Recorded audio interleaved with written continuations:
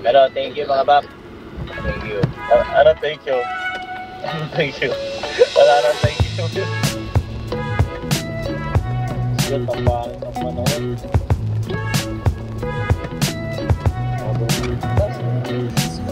Ilang? Welcome to my groups. Yun no. Ito na. Nandito kami sa downtown ngayon. Pre, yung mga taga downtown dyan, ito. Downtown ka, di ba? Yes, sir. Kasi, yung kaibigan natin, kahapon nakausap ko, nag-pest control siya. Ngayon, isa sa dahilan kung bakit siya nag-resign, dahil dito siya na-assign. Bakit? Sa downtown. Oo. Bakit ikaw? Bakit? Buti nakaka-survive pa dito sa downtown. Di ba mahirap dito? Anong reason niya? Hindi naman. Once na nandito ka na, magkakalapit lahat eh. Madali lang. Hindi ka na sa sobrang dahil crowded yung mga tao. Wala. Pag papunta, ewan ko anong reason niya pa siya umalis. Pero pag papunta ka dito, traffic, gano'n. Pero pag sa downtown ka na, malapit lang yung mga services mo, compress naman siya. Madali lang. So sa'yo okay naman. Okay lang. Ako parang medyo din. Pag pumupunta ako dito, parang alangan. Alangan ka. Parang, kasi maraming tao. Oo. Diba? Siguro yun lang yung ano ba? Notorious siya siguro sa ganun. Pero hindi naman. O paano kung ikaw, yung mga magpe-pest control, mapunta sa downtown, mas maganda kasi mas maraming, nandito yung heart ng Vancouver eh. Mas marami yung sales. Mas marami ka? Hindi naman mas marami. Marami, kung masipag ka maghanap, saka kung friendly ka sa customer mo, yung maganda relationship. Pero marami nga dito yung businesses. Dito yung totoo yun. O yung isa naman. Kumakain pa siya.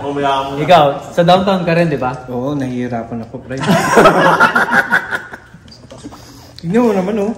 Oh, ayan, hirap na hirap siya kasi gutom. Hindi, ikaw?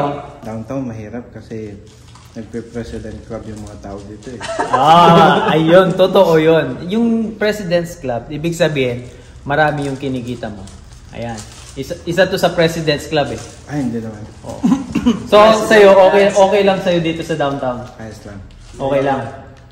Na sanay ka na? Oo, sanay lang. Siguro mga first month mo medyo mahihirapan ka mga kapaka. Pero pagka once na nakuha mo na yung mga parking spot mo dito, ayos na naman eh. Okay na. May isa lang ako. Alam ko bakit gusto ni Johnson dito. Ano? Andito yung mga paborito niyang kainan eh. Kain eh. Isa rin to sa President's Club. Ibig sabihin, pambigatin. Ikaw, Mark. Pero half downtown, hindi. Hindi ka downtown. Magkatabi tayo. Ito magkatabi lang kami nito eh. So, medyo lang. Chill lang yung area na. Downtown din kayo ng West Van eh. Downtown ng Vancouver West.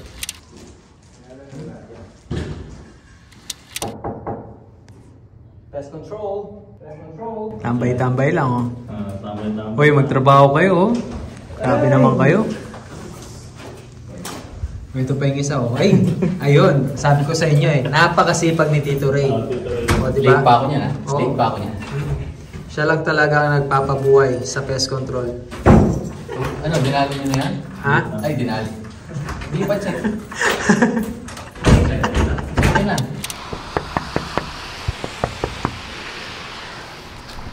Lunch break lang.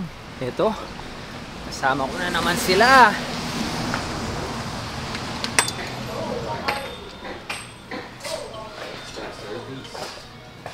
Yun no.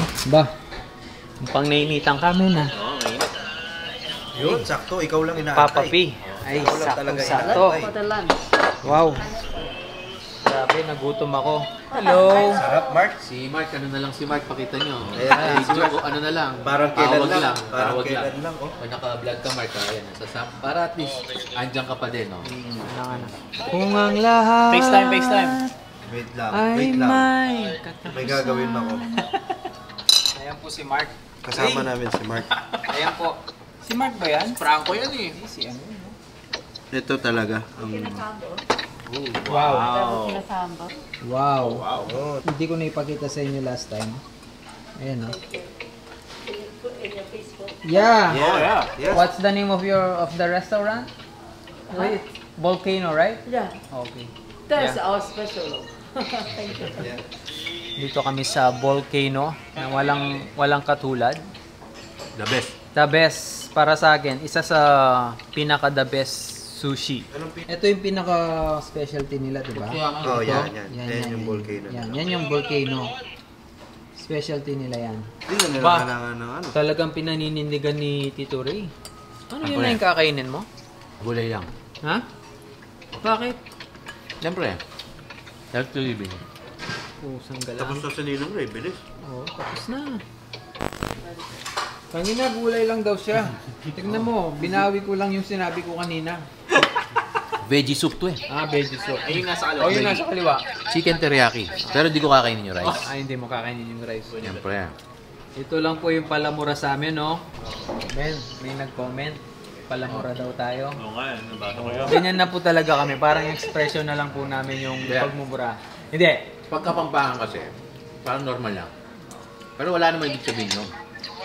Kanina, paano pa yung iba? Hindi, okay lang yan. Ganyan po talaga kami. Hindi po kami pwede magbago. Hindi na po kami yun. Hindi na po kami yun. Si Papa P parang hindi siya palamura. Tangina. Yun ah. Hindi nga ako nagmumura. Hindi nga. Hindi ako nagmumura. Eh lalo na si Bapang Bing. Bawal, no? Tanga na bawal. Ayos yan, ha? Tanga na bawal nga. Bawal nga. O, sige. Tangina, sarap. Pero ang tangina, sarap nito. Parang dumoble na, ano? Yung nagsabi na? Ewan ko. Sa comment. Nag-comment lang. May nag-comment. Oo. Ah. Wala eh. Pasensya na po kayo. Diyan na po kayo, siyempre. Oh, nandiyan na po yan. Concerned citizen. Concerned citizen lang. Oh, naintindihan naman po namin. Minsan kasi, ano lang kasi to eh, napaka-raw lang po yung Natural. Oh, natural. Pag tinutok ko na yung camera sa kanila, talagang totoo po sila. Hindi naman po kami nag-ano. Oo. Eh, kung paano nyo kami nakita, ganun lang Ayun kami. na yun. Pero wala po akong masamang intention. Oo. Oh, Bo, Galing kayo. tanong ko lang, ano ba yung pinakamahirap sa trabaho natin? Ito mahirap. Ano ba? Pwede nyo bang yan? Wala naman. Or Ano lang. may, yung pinaka-worst Experience. experience mo? Hindi mo Siguro yung makakalimutan. first few months ko sa pest control. Mandidiri ka eh. Oo. Yun lang. Manliliit ka, no? Manliliit ka, tapos parang sa tingin ng ibang tao, ay, pest control. Pero hindi, pagtagal mo kasi kikita ka eh. Alam mo ako nga pag may nakikita akong pest control, iba na yung iba yung tsaka hindi na ano sa una naman hindi ko naman naiisip na parang ganoon yung parang hindi naman yung parang nakakababa ng ano.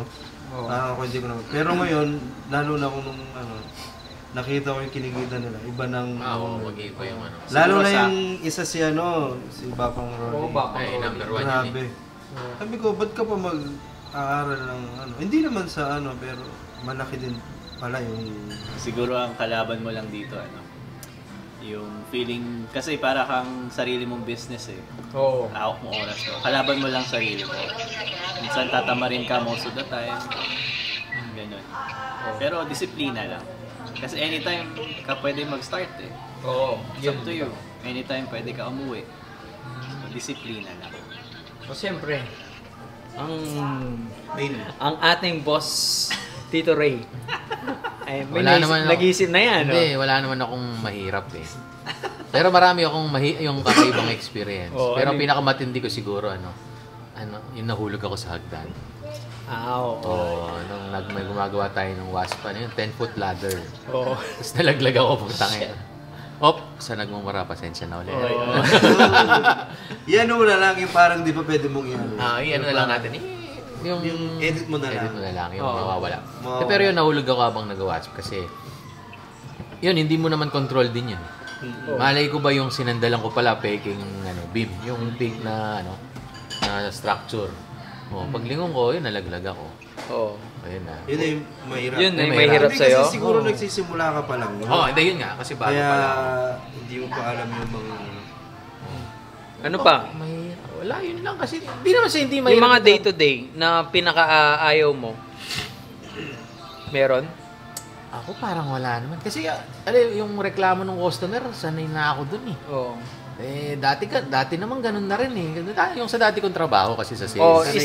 Siguro ako din yung parang pag nakikipag-deal ka sa mga customer. Ano na kasi yun. Oh, yun. medyo ano ako doon. Minsan hindi mo sila kabisado eh. Minsan galit na galit, ganyan. Oh. Pero bihira lang 'yun. Bihira naman. More or less dito naman okay. Kasi pag kinumpara mo pa rin sa atin, mas marami kang makakaaway kasi iba ang hirap kausap talaga sa atin. Dito naman, ano lang sila to the point na ano lang, yung kung ano yung kailangan nila, yun na ibigay mo. Ano lang, hindi wala nang baligoy-ligoy pa kasi dito eh. Kaya mas madali nga kausap yung tao dito eh. Kaysa sa atin. Tsaka naniniwala sila naman. Naniniwala sila. Kasi nga, yun nga, sabi nga, ikaw yung parang doktor ng mga pest. Ikaw yung nag-ano. Alan. Ano bang trabaho ni tagal ka na nilang pinapanood. Ano ba yung pangalan mo dito? Ay, anong pangalan? Ano ba yung trabaho mo dito? Sa North Face. Sa North Face. Hindi, joke lang. Sa manufacturing ako Electrical yan. Sa manufacturing. Electrical engineer. Nagagawa kami ng mga ilaw. Yeah. Yun lang. Yun lang ang trabaho ko. Supervisor pala yan doon. Supervisor. Bossing sa... bossing kasi yan. Kaya yung mga gustong pumasok sa kanila, pwede rin natin i-recommenda doon sa ano nila. Yung mga gustong gumawa rin ng ilaw. Kaso, hindi naman ganun. Hiring ba? Sa amin kasi pag nag-hire sila, hindi naman yung yung tulad sa inyo na anytime, gano'n. Sa amin kasi parang yung waiting list, parang antayin mo pa bago may umalis. Dun sa company namin, wala naman masyadong maalis. Kasi nga maganda yung kita kaya walang umaalis. Maganda ang trabaho kasi magaan. Hindi gano'n. Yung kita, mas malaki yung kita nyo. Ito ang lalo na to. Ay guys, kung alam nyo lang. Diba? Ito hindi na niya iniisip yung kita eh. Trabaho lang yung hinahanap dito. Ewan ko ba, ba't ka pa nagtatrabaho ba? Kailangan naman. Experience lang, parang gano'n. Naiinip kasi siya. Naiinip ka lang sa buhay. Parang ganun ba? Hindi nga po. Bored. Kailangan magtrabaho. Para may pera. Super bored lang siya. Super bored lang. Super bow. Yung sahod niya to, panggas lang niya. Panggasolina lang dun sa ano niya. Saan? Dun sa sasakyan niya. Ano yung sasakyan niya kasi? Sarao. Rusi. Rusi. Ay, hindi niya alam yung Rosie. Rusi yung... Tignan mo, napaghahalataan ka talaga. Hindi mo alam yung Rusi. Grabe ka. Pang lang yun, pang dukha lang yun. Alam mo sa Pilipinas yun? Rusi. Dami nun. Pang mayaman yun. Wala ka pala, Bo eh. Rusi. Boy, pansin niyo si Mark. Si Mark. Mark, nandiyan pala si Mark. Nandito pa si Mark eh, oo. Mark! Wala Mark eh. Nandyan, pagdasal niyo muna. O ikaw Mark. Mark, ikaw sige, naririnig ka namin. Ano yung worst experience mo sa pest control? Walang worst experience. Bakit? Dapat meron kang tao ka eh. Pasok na ako. Tao ka lang. Wala naman eh. Nasabi niya na tatlo eh. Oo, sige. Wala ka rin palang masabi. Yeah. Si Bapandaril, alis na daw. Kailangan Diba? ganito talaga pag ka lang, 30 minutes break. Pero sila, ba yan? Ano masasabi mo? Tangina, pinupuntahan ka pa namin dito para lang kumain kami. Diyan lang yung trabaho niya. Diyan lang, sa likod. Sa likod lang. Oo, diyan. Hindi, kaya sila pumunta dito kasi may sinervisan sila na malapit dito. Hindi na pupunta dito yung mga yan kung nandun sila sa malayo. Kasi every Monday lang yan, every Monday. Basta may project sa downtown, automatic yan dito. Automatic yan. Lalo na libre niya. Ay, Libre ng bossing. Salamat. boss. Maraming salamat. Sige. Pre, maraming salamat. Wala nga naman, ako na bahala. Mauna na kami. Mauna na ako. Dito ako dadaan.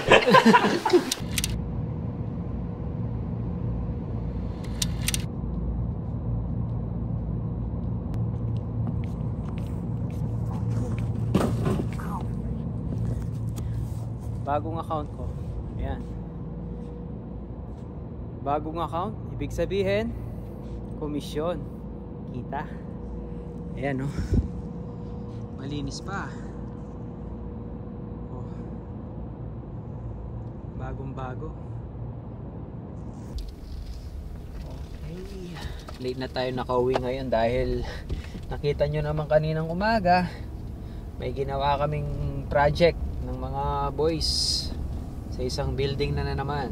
So syempre dahil hindi ko nagawa yung mga service ko ngayong umaga, ginawa ko sila hapon, kaya na-late na akong umuwi. Yun, isa rin yun sa kaya nga hawak mo yung oras mo, kasi minsan may mga project na ganon, sayang din kasi So, isi-set aside mo muna yung mga gagawin today. Tapos, pwede naman silang gawin in the afternoon. Sumama ka dun sa project na yun in the morning. O, diba? Dagdag kita.